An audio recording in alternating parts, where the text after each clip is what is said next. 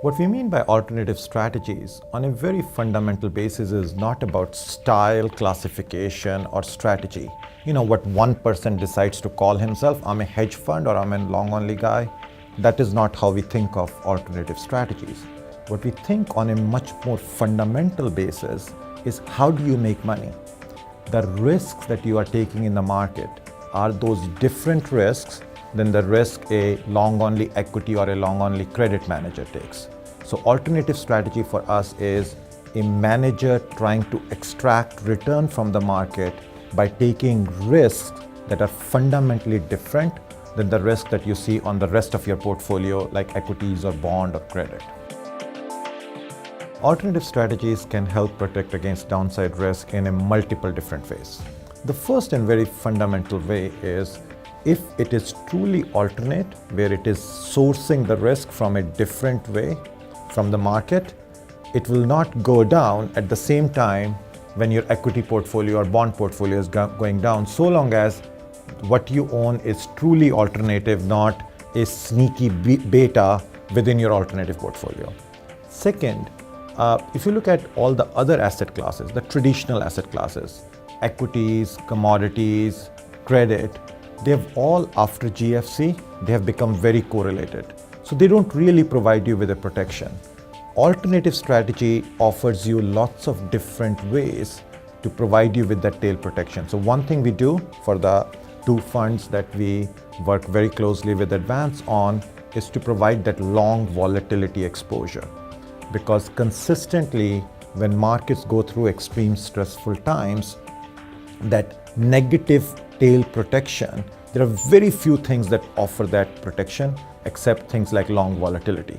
So being able to understand why something should help your portfolio and being able to implement that in a consistent, rule-based, non-emotional way is a way alternative strategies can help clients' portfolio to manage through the tail risk. So to your point about mergers and acquisitions, the return that a merger arbitrage, that is what the strategy is just technically called, that strategy extracts from the market is taking a risk that the deal will close as announced by the parties.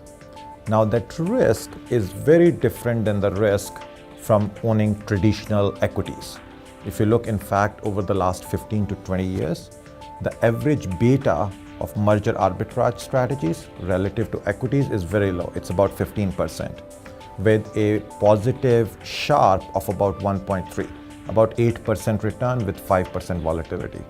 Now, just because those managers offer that type of return profile, positive return and low correlation to equities, while they are actually trading equities, does not in some way mean that that is all skill. The way we think, what that really means is that that is a different source of risk that managers are extracting from the market. Another quick example could be trend following strategies, which are purely price momentum strategies.